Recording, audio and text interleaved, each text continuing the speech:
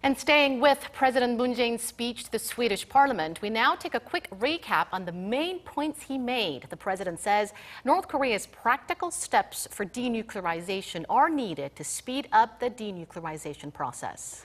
Yes, and he also pressed that it is important to hold regular talks between the parties involved. We go live now to our senior political correspondent Shin Se-min, who is in Sweden traveling with the president. Se-min, the president today urged North Korea to do more, something we've seen in the past couple of days during the president's overseas trip to Northern Europe. Tell us more.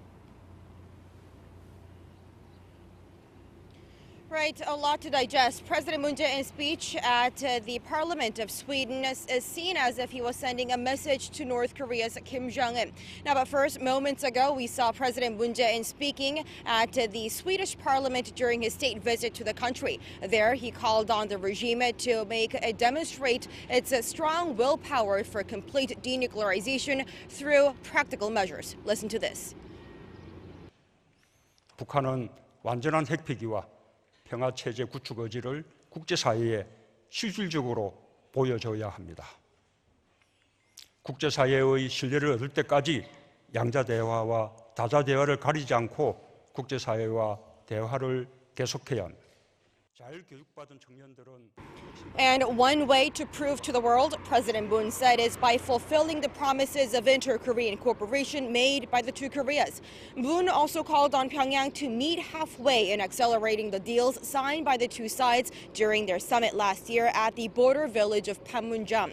Now, President Moon also said that the regime renews trust, that when the regime renews its trust, the world will then respond with the assurance of sanctions relief and even a security guarantee.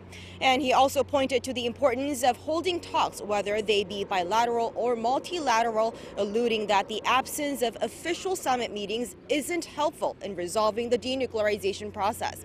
And if you recall back of a couple of days, throughout his trip to Northern Europe this week, President Moon repeatedly sent out messages to the major parties of the nuclear talks. For one, he called on Kim Jong-un to make up his mind on holding what would be the fourth inter-Korean summit, possibly by the end of this month, and even called for talks between Kim and U.S. President Donald Trump, saying that the prolonged absence of official talks isn't desirable.